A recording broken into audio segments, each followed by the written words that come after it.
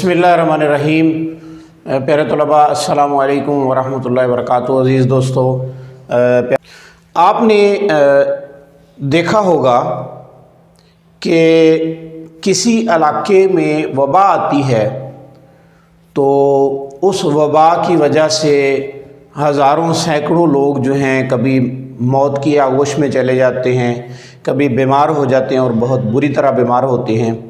लेकिन एक ख़ास बात इस सारे अमल में होती है, वो ये है कि अगर किसी इलाके में वबा आई है तो उस वबा की वजह से उस इलाके के, उस कम्युनिटी के सारे लोग जो हैं वो बीमार नहीं होते।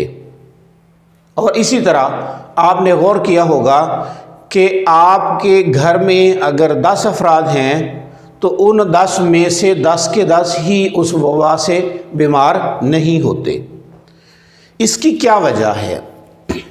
यही सवाल जब हम किसी माहिर तिब से करते हैं, किसी डॉक्टर से करते हैं, तो जब हम उससे पूछते हैं कि वबा की वजह से इस इलाके में मौजूद सारे अफराद जो हैं ये मुब्तला मर्ज़ क्यों नहीं हुए, तो उसका एक सादा सा जवाब होता है कि जिन लोगों की क़ुव्वत मुदाफ़अत या इम्यूनिटी कमज़ोर थी वो लोग मुब्तला मर्ज़ हुए।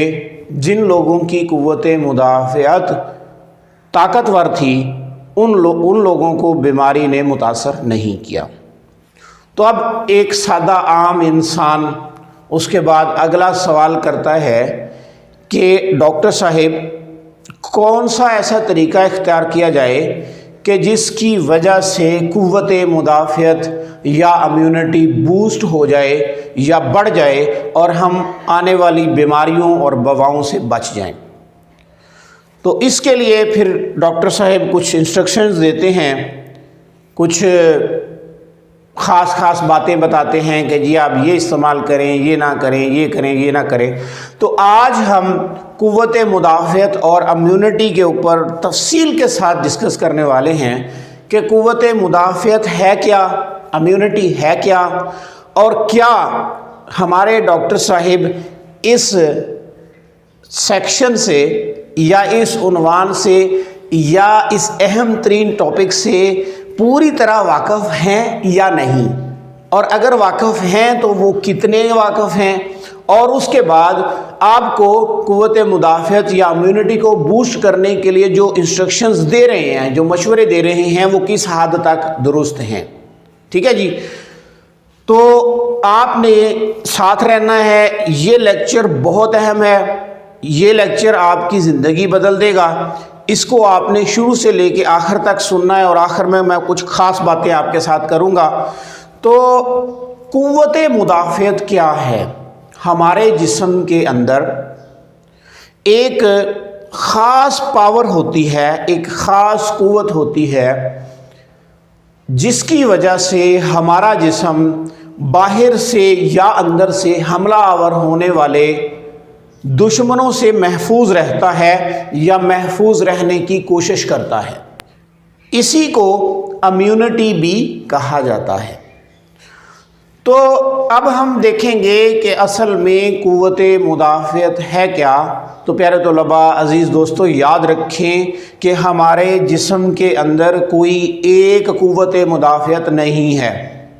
हमारे जिस्म के अंदर कोई एक क़ुव्वत मुदाफ़अत नहीं है। हमारे जिस्म के अंदर 4 मुख्तलिफ़ किस्म की क़ुव्वत मुदाफ़अतें पाई जाती हैं। हमारे जिस्म के अंदर 4 मुख्तलिफ़ किस्म की इम्यूनिटियाँ पाई जाती हैं। कैसे? आइए इसको समझते हैं। हमारा जिस्म 4 मुख्तलिफ़ किस्म के खुलियों का मजमुआ है। यूँ समझ लें कि 4 मुख्तलिफ़ किस्म की ज़िंदगियाँ हमारे जिस्म के अंदर पल रही हैं या चल रही हैं, और ये 4 मुख्तलिफ़ किस्म की ज़िंदगियाँ इकट्ठा होकर आपके लिए एक ख़ास चीज़ बना रही हैं, और उस ख़ास चीज़ को आप कहते हैं जिस्म इंसान। ये 4 ज़िंदगियाँ किन सूरतों में हैं? ایک زندگی کا نام ہے اعصابی خلیات یعنی نرو سیلز، دوسری زندگی کا نام ہے مسکولر سیلز، تیسری زندگی کا نام ہے ایپیتھیلیل سیلز، اور چوتھی زندگی کا نام ہے کنیکٹیو سیلز۔ جیسا کہ آپ پچھلے لیکچرز میں بھی پڑھ چکے ہیں کہ یہ جو خلیات ہیں، یہ جو زندگیاں ہیں، ان زندگیوں کے ہمارے جسم کے اندر مخصوص کام ہیں۔ ان کی جسامت علیحدہ ہے، ان کے سٹرکچر علیحدہ ہیں، ان کی غذا علیحدہ ہے، ان کے کام علیحدہ ہیں، یعنی یہ ہمارے جسم کے اندر اپنا اپنا رول ادا کرتے ہیں ہمارے زندگی کو رواں رکھنے میں۔ تو یاد رکھیں کہ ان چاروں زندگیوں میں سے ہر زندگی کی اپنی ایک خاص قوت ہوتی ہے، جسے اس کی خاص قوت مدافعت کہا جاتا ہے۔ اس کو عرف عام میں خلیاتی قوت مدافعت یا سیلولر امیونٹی بھی کہا جاتا ہے۔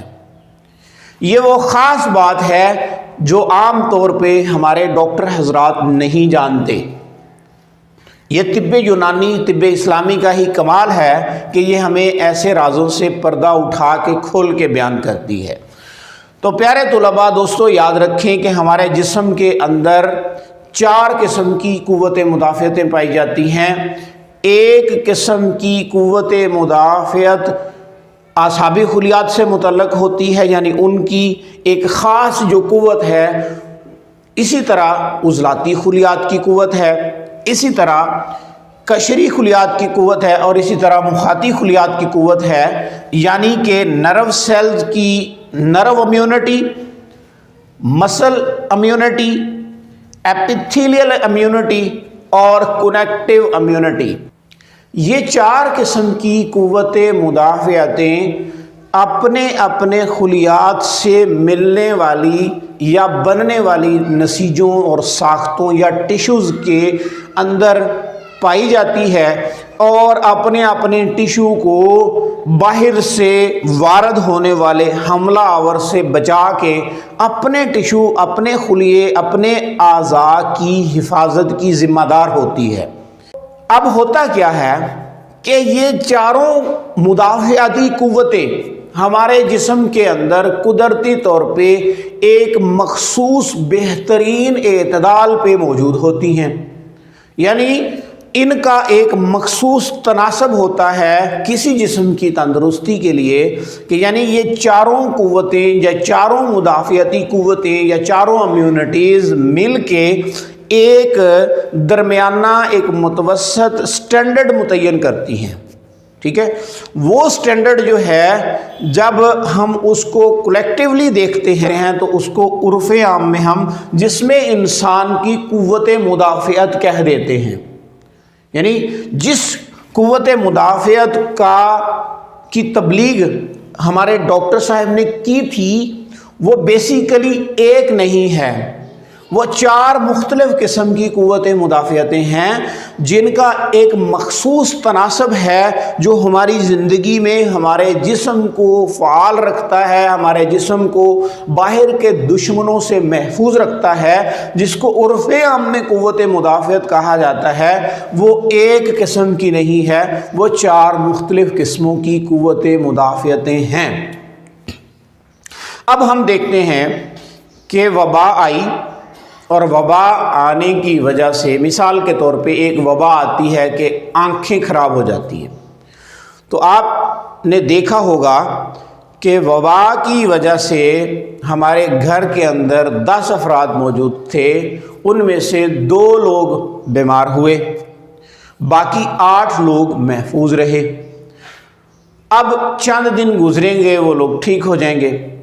اسی طرح پھر کیا ہوتا ہے کہ کوئی اور وبا آتی ہے، اس وبا کی وجہ سے وہ لوگ بیمار نہیں ہوتے جو پہلے ہوئے تھے، اب کوئی نئے 2 لوگ بیمار ہو گئے یا اور زیادہ بیمار ہو گئے۔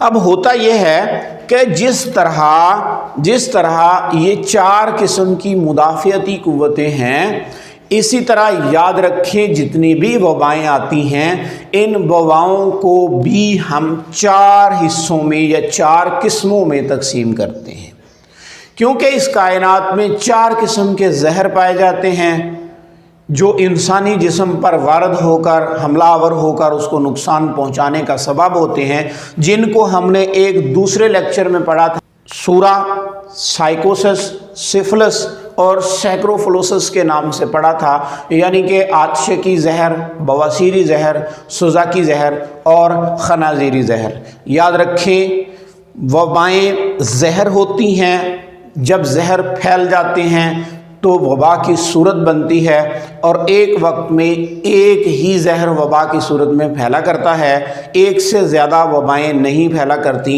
या अगर कोई दूसरी वबा फैलेगी भी, जैसा कि कह सकते हैं कि कोरोना वायरस हो गया, सार्स वायरस हो गया या डेंगू वायरस हो गया वगैरह वगैरह, तो ये सारी तकरीबन एक ही मिजाज की किस्में हैं। अब होता ये है कि जिस जिन्स से या जिस किस्म से या जिस मिजाज से या जिस जहर से उस वायरस का ताल्लुक़ होता है, वो अपनी ही तर्ज के लोगों को बीमार करता है, बाकी लोग उससे बीमार नहीं होते।